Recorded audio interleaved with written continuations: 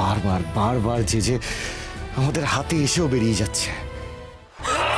ছেড়ে দাও, ছেড়ে দাও বলছি, ছেড়ে দাও আমাকে। আমি আর এমন করবো না। তোমরা যা জিজ্ঞেস করেছো আমি তো বলে দিয়েছি সবটা তোমাদেরকে। তাহলে কেন এমন করছো? আমি আর করবো না। করবি কেন? হ্যাঁ, এত সাহস হয় কি করে? যে থালায় খাবি সে থালায় পুতো করবি? না না, আমি আর করবো না। বলছি তো আর করবো না। ছেড়ে দাও আমাকে। করেছিস কেন? সাক্ষ্যজিৎ চ্যাটার্জি আরসিকে খবর দেওয়ার সময় তোকে ভাবতে হতো যে ধরা পড়ে গেলে তোর কি হবে। আর তুই ধরা পড়তিস, আজ হোক বা কাল। তাই হলো, এবার দেখ আমি তোর কি অবস্থা করি। এখানেই মেরে ফেলবো তোকে। না না না না, আমি আর এমন করবো না, আর করবো না।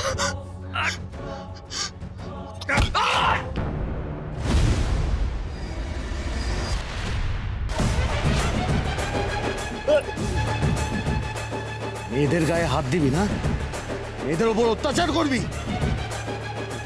শেষ। আমি থাকতে এই রংমহলের কোনো মেয়ের ওপর একটা আঁচড় লাগতে দেবো না, বুঝতে পেরেছিস? কেঁদো না, কেঁদো না, তুমি কেঁদো না। যারা অন্যায় করেছে এবার তারা কাঁদবে, তুমি কেঁদো না। একদম পালানোর চেষ্টা করবি না, নয়তো মেরে হাত পা গুড়িয়ে দেবো।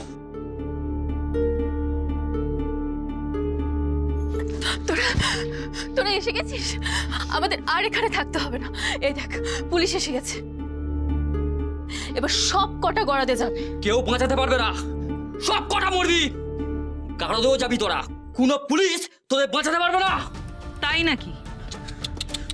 তোদের ম্যাডাম মিনাবাই ধরা পড়েছে, হ্যাঁ, আর ওর সাথে বাকি যারা ছিল তারাও ধরা পড়েছে। আর যে মেয়েগুলোকে পাচার করা হচ্ছিল তাদেরকে উদ্ধার করেছি। আর তোদের যে কটা বাকি আছিস, তোরা সব কটা গারদের পেছনে যাবি। চল চল।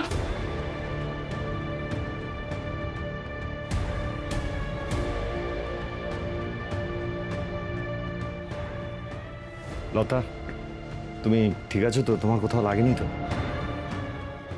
না না, আপনি ঠিক সময়ে এসে আমাকে বাঁচিয়ে দিয়েছেন। আমি একদম ঠিক আছি। যাক, থ্যাংক ইউ সো মাচ লতা। তুমি যদি ঠিক সময় আমাকে সবটা না জানাতে তাহলে হয়তো আজ আশিকে উদ্ধার করতে পারতাম না। আশি, আমি তোমাকে বলেছিলাম না যে এই রংমহলেরই একজন যে আমাকে তোমার ব্যাপারে খোঁজ দিয়েছে, ওই সেই মেয়ে। সে আমি ওকে দেখেই চিনেছি। শোনো লতা, অন্যায়ের প্রতিবাদ করার, সত্যের পাশে দাঁড়ানোর সাহস সবার থাকে না, তোমার আছে। তুমি জীবনে অনেক বড় হও মা। সত্যি বলবো, এই সাহস তো আমি আপনাকে দেখেই পেয়েছি। আপনি না থাকলে হয়তো এত মনের জোর আমি কখনোই পেতাম না। 10টা বছর ধরে এখানে পড়ছি, মনে হতো অনেকবার সবকিছু ভেঙেই আমি পালিয়ে যাব, কিন্তু এই ব্যাপারটা শুধু আমার মনের মধ্যেই ছিল। কোনোদিন আমি সামনে একটা কিচ্ছু করতে পারিনি। কিন্তু মিনাবাই আপনাকে যেদিন চাবুক মারছিল, আমি ওই দিন সবটা লুকিয়ে রেখেছিলাম। বেরোনোর রাস্তা তো ওদিকে, চলো।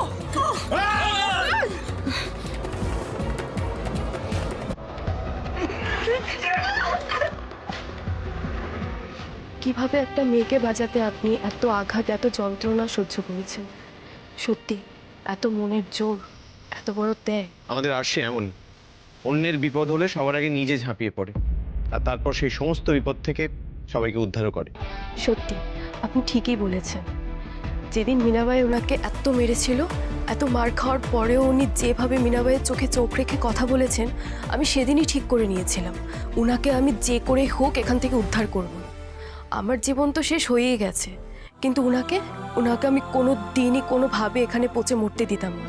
এটাই বা কজন পারে লতা, অন্যের জন্য চাল লড়িয়ে দেওয়া। তুমি অনেক বড় হও।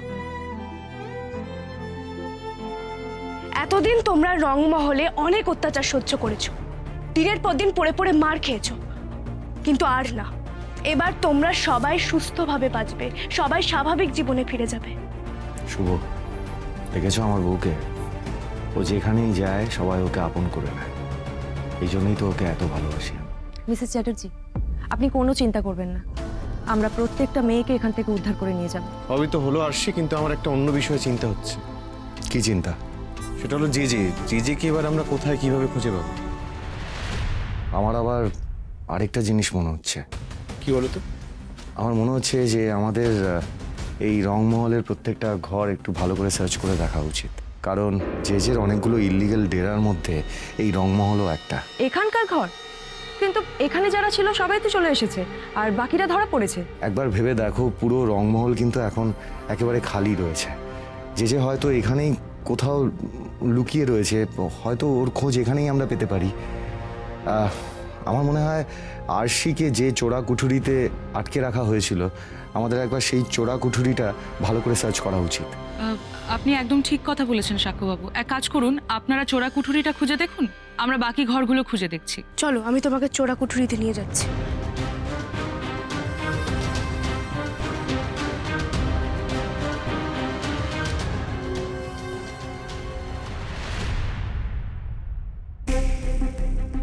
এ কি, ঘর তো পুরো ফাঁকা, কেউই তো নেই এখানে। দেখো দেখো, ওদিকটা দেখো। জল খা, জল খা, জল খা, জল, আরে জল খা। আসি, জেজেকে তো এখানে আসি, কি হয়েছে তোমার? তোমার চোখ মুখের ওরকম লাগছে কেন? তোমার শরীর ঠিক আছে তো? হ্যাঁ সাক্ষ্য, আমি ঠিক আছি। আসলে এই ঘরে আমাকে আটকে রাখা হয়েছিল তো, সেটা ভুলতে পারছি না আমি। হ্যাঁ আসি, আমি বুঝতে পারছি। আসলে এটা তো এক ধরনের ট্রমা, যেটা এত সহজে ভোলা সম্ভব নয়। তুমি জানো সাক্ষ্য, আমার সামনে একটা মেয়েকে মেরে ফেলার চেষ্টা করা হয়েছিল, ওর মুখে জলটুকু তুলে দেওয়া হয়নি। কি অমানবিক! এত নিষ্ঠুর কেউ হতে পারে? সব কিছু আমার মাথা থেকে যাচ্ছে না সাক্ষ্য। আসি, অপরাধীরা ধরা পড়েছে, তুমি দেখো ওদের কঠিন শাস্তি হবে। আর ওদের শাস্তি পেতে দেখলে তোমার এই অস্বস্তি দূর হবে। আসি, হ্যাঁ জানি, কিন্তু মিনাবাই আর ওই গুন্ডারা, ওরা তো চুনোপুটি। ওরাও শয়তান, কিন্তু ওরা তো মেন মাথা নয়। আসল রাঘব পোয়াল হলো সায়ন্তনী আর জেজে। আর আমি যতক্ষণ না প্রমাণ করতে পারছি যে বেঁচে আছে, ততক্ষণ আমার শান্তি হবে না। আর সব থেকে বড় কথা, এতগুলো দিন হয়ে গেল আমার মেয়েটা গড়াতে আছে, এটা ভেবেই আমার অসহ্য লাগছে। ঠিক আছে আসি, তুমি এত চিন্তা করো না। আসি, তুমি আছো, আমি আছি, আর সব থেকে বড় কথা, মাথার উপর স্বয়ং বজরংবলী আছেন। উনি খারাপ কিছু হতে দেবেন না। তুমি দেখো, শেষে আমরাই জিতবো। সাক্ষ্য আসছি, বলছি এখানে দাঁড়িয়ে থেকে সময় নষ্ট করে কোনো লাভ নেই। আমরা ওদিকের ঘরগুলো ভালো করে খুঁজে দেখি, কোনো না কোনো সূত্র নিশ্চয়ই বেরিয়ে যাবে। হ্যাঁ, সে তো আমরা খুঁজছি, কোথাও তো কিছুই পেলাম না। আচ্ছা, অঙ্কিতা আর বিনিতা তো অন্য ঘরগুলো খুঁজছে, ওরা নিশ্চয়ই কিছু না কিছু পাবে। চলো চলো চলো।